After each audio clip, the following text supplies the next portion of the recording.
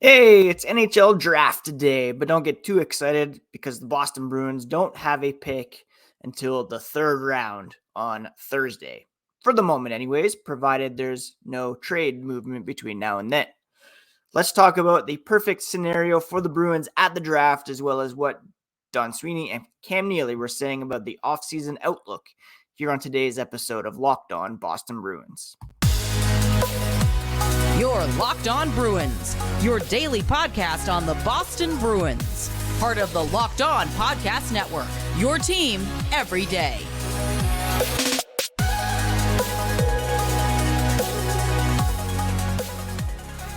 What is up, Bruins fans, and welcome back to the Locked On Boston Bruins podcast. I'm your host, Ian McLaren, and this is a daily show where we discuss all things Spoked B. Today is Wednesday, June 28th, and I want to thank you so much for making Locked On Bruins part of your day every single day. We are free and available wherever you get podcasts and on YouTube, part of the Locked On Podcast Network. Your team every day, free to subscribe, and would love for you to join our community on an everyday basis. Like I said off the top, it's NHL Draft Day, round 1, taking place tonight in Nashville, rounds 2 through 7, taking place tomorrow. At the moment, the Bruins aren't scheduled to pick until the third round. We're going to talk about what Don Sweeney and Cam Neely had to say from Nashville on Tuesday. Perfect scenario for the Bruins at the NHL Draft. And also talk about the Centennial looks and some schedule highlights, as the schedule was released yesterday as well. Quick reminder that you can find the podcast on Locked NHL Bruins, at Locked NHL Bruins on Instagram, Twitter. And you can find me, my dad jokes, hockey tweets at Ian C. McLaren. So Don Sweeney, Cam Neely met with reporters at their hotel on Tuesday in Nashville, and let's hit on some of the key points that they addressed yesterday. First, on Bergeron and Krejci, congratulations to Patrice on his 6th Selke win on Monday, the impending arrival of their 4th child. Sweeney said he's had some conversations with Patrice. He's taking his time, and he's going to take all the time necessary. No pressure from the organization. Quote, if and when Patrice makes a decision, we'll respect it and welcome him back, whether that's now or between now and whenever, to tell you the honest truth. He just wants to make a concrete decision on what's best for him and the family. The door is open in perpetuity, obviously, for Patrice Bergeron to return. Got a lot on his plate right now with 3 kids, another on the way. He deserves all the time in the world to make a decision. And Cam Neely added, the Bruins are kind of operating as though neither Bergeron or Krejci will be back. And I mean, I saw some headlines saying Bruins don't expect them back, or Bruins moving on. That's not the case. They have to plan like they're not coming back, because if they don't, they can't be stuck, right? So they kind of have to have that mindset, kind of 2 paths, as Cam Neely explained it. Hopefully they'll hear something soon, but the organization, the coaching staff, you have to, they're unrestricted free agents. They're not under contract. You can only work with what you actually have at your disposal. So you have to pencil in Pavel Zacha, Charlie Coyle right now in the top 6 and kind of go from there. If they do come back, obviously they will work with the Bruins to come up with deals that fit under whatever cap restraints the Bruins still have going on. Sweeney said along those lines, he doesn't foresee it as a problem if he needs to find room for Bergeron and Krejci. And if they are without their 1-2 punch down the middle, the younger core will certainly have to step up to fill the void. So basically, they'll work with whatever room they have, make some room. there could be a big leadership void, however, especially with Nick Foligno gone. If David Krejci doesn't come back, if the captain doesn't come back, then there's going to be a lot of players kind of filling that leadership void as well as on the ice. So all preparations are being made to move on without them. The door's open for them to come. And, as Elliot Friedman said today on 32 Thoughts podcast, it's kind of lying season, and guys aren't going to be fully open with their plans, especially front offices aren't going to say, yeah, we expect this guy to come back, or this guy won't be back until training camp. It's really up in the air. The Bruins have every intention of welcoming them back if they want to come back. If they don't, then brace for it. I've been saying I expect Krejci to retire, but Bergeron to come back. Perhaps the centennial celebration will change things. We'll talk about that later on in the podcast. But right now, Bergeron celebrating his Selke win. The Krejcis are in Paris or in Europe enjoying a trip. So, free agency is only a couple days away, but Boston is making some cap space. After trading Taylor Hall, $6 million, they have about $11 million in cap space. They always knew there was going to be some turnover. They always knew that it was going to be hard work. Sweeney said it's unlikely he'll be able to retain free agents. Dmitry Orlov, he's gone. Garnet Hathaway, Tyler Bertuzzi, Thomas Nosek. It's going to be tight, and obviously the priority there is Bertuzzi. None of those guys have necessarily been closed off. Only Orlov has indicated that he's probably going to go to unrestricted free agency, but they have a couple days to work things out. Right now, he said the plan is to retain both Swayman and Linus Ullmark. They're in a terrific spot goaltending-wise if they decide to run it back, and that's what the indications are right now, unless something else materializes. So it doesn't mean he won't move one of them.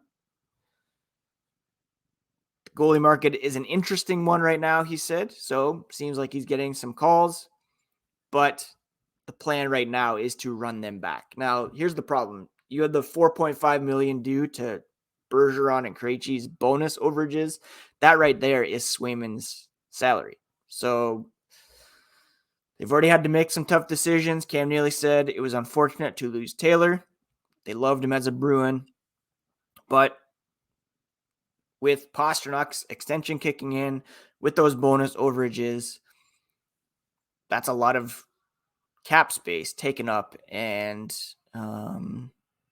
it still stings, Neely said, for a lot of them that they weren't able to make good on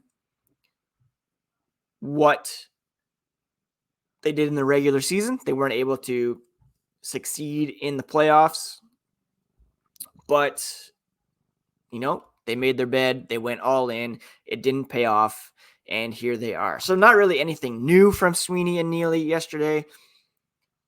They lamented having to lose Taylor Hall. He was a great Bruin.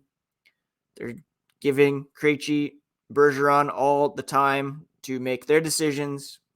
The plan is to bring Swayman and Ullmark back, but that could change if Sweeney's blown away by an offer, which is possible. The goalie market pretty hot right now, and they're preparing to select in the third round tomorrow. And we're going to talk about what a perfect scenario will be for the NHL draft here in a moment.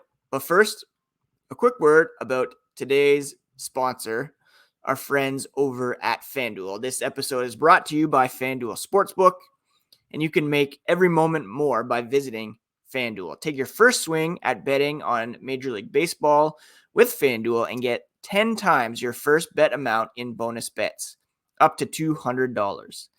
That's right. So if you bet $20, you'll land $200 in bonus bets, win or lose. That's $200 you can spend betting everything from money line to over under to who you think is going to hit the first home run. The app is safe and secure, super easy to use, and when you win, you get paid instantly. Sign up today. Visit fanduel.com/lockedon to get up to $200 in bonus bets. That's fanduel.com/lockedon. FanDuel, the official partner of Major League Baseball. You must be 21 plus and present in select states. First online, real money wager only. $10 first deposit required. Bonus issued as non-withdrawable bonus bets that expire 14 days after receipt. Restrictions do apply. See terms at sportsbook.com/fanduel.com. Sportsbook.fanduel.com. All right. Thank you so much once again for making Locked On Boston Bruins part of your day every single day. Again, the NHL Draft taking place tonight. After you listen to this episode, make sure to check out the Locked On 2023 NHL Mock Draft Special. Local hosts make their picks, and Gil Martin and Hattie Krejci break down every selection over a 3-day mock draft event. Find the episodes on Locked On NHL on YouTube, wherever you get podcasts. All right, so the Bruins don't have a first-round pick. They don't have a second-round pick. And Neely said there has been talk about trying to acquire earlier selections. There's always talk, he said. Absolutely, there's always talk and trying to move up. There's no question. If that happens, great. If it doesn't, we're prepared for it. So, Boston not picking until the third round. Their first round pick this year traded to the Washington Capitals in the Dmitry Orlov Garnet Hathaway trade. It was then flipped to Toronto for Rasmus Sandin. Their second round pick currently belongs to the Detroit Red Wings. Is it? No. Their second round pick, that's next year's first round pick. Their second round pick this year belongs to the Anaheim Ducks, and that was sent in the Hampus Lindholm trade. So those are where their first two picks are off to this year, if you want to keep track of who they could have selected in that spot. So ideally, the Bruins are able to move up into the first or second round, but it's going to be very difficult to do so unless it's in a deal that involves, let's be honest, Trent Frederic or Jeremy Swayman. Those are the only two guys that would likely fetch you a first or second round. Perhaps there's a Linus Ullmark deal on the table that could get you into the first or second round, but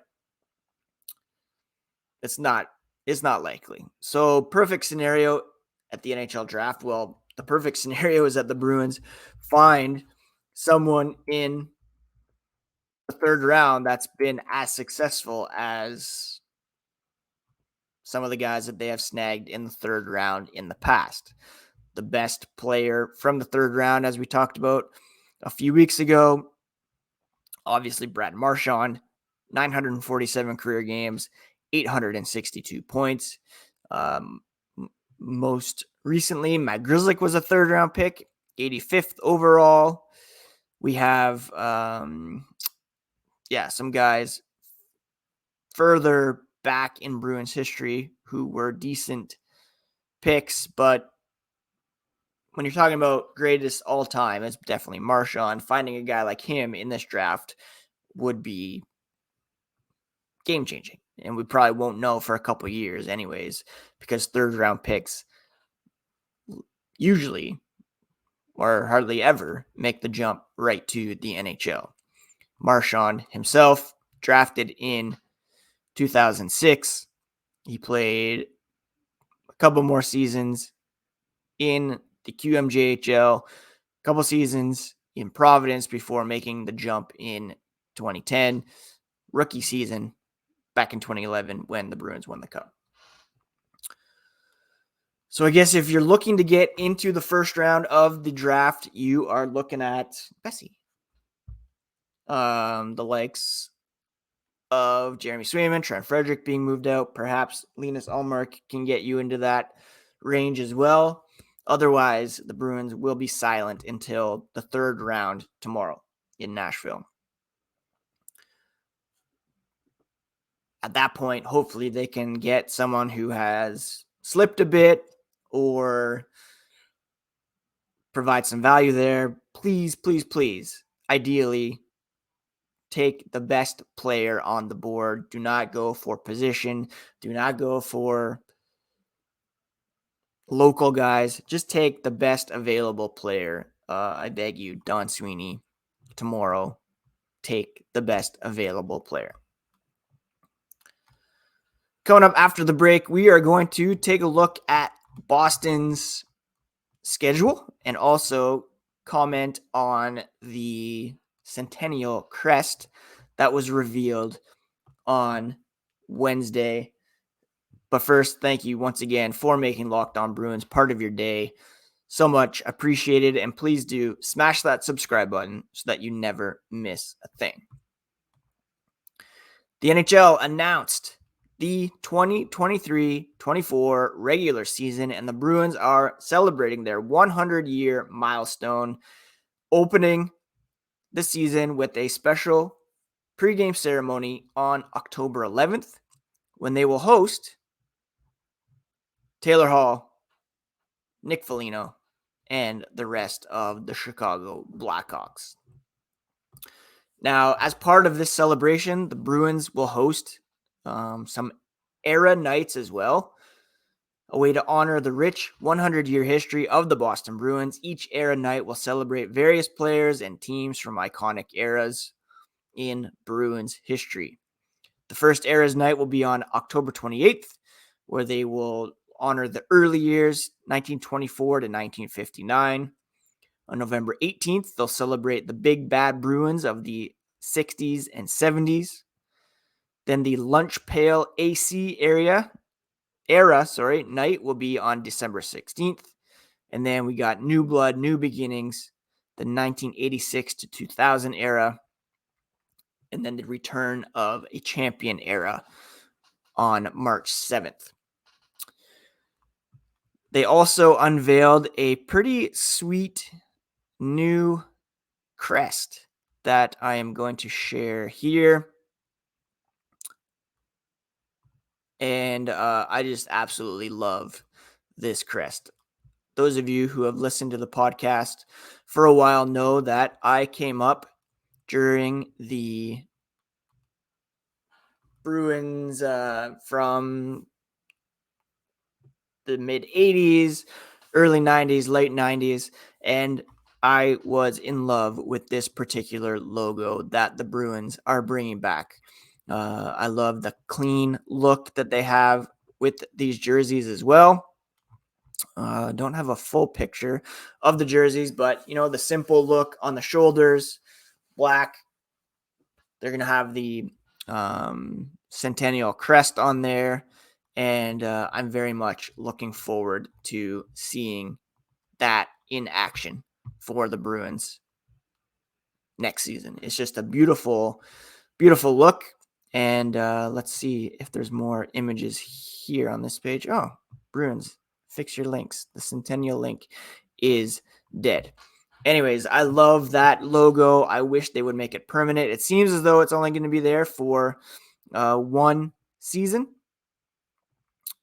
which is a shame. Obviously, Fanatics is taking over in 2024.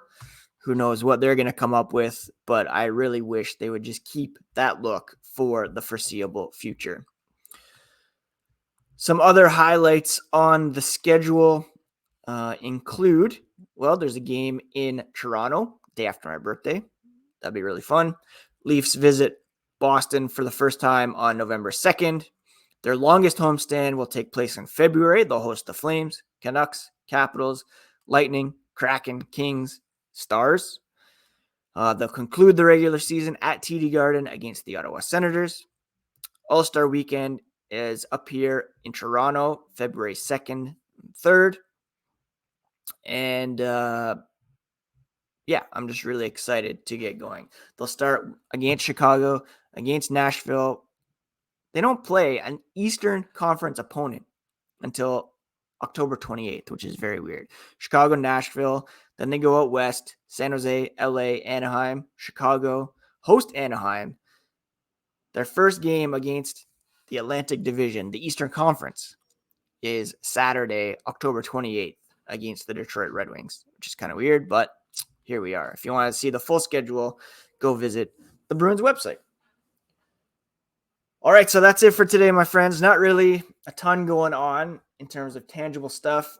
Elliot Friedman, even on their 32 Thoughts podcast, saying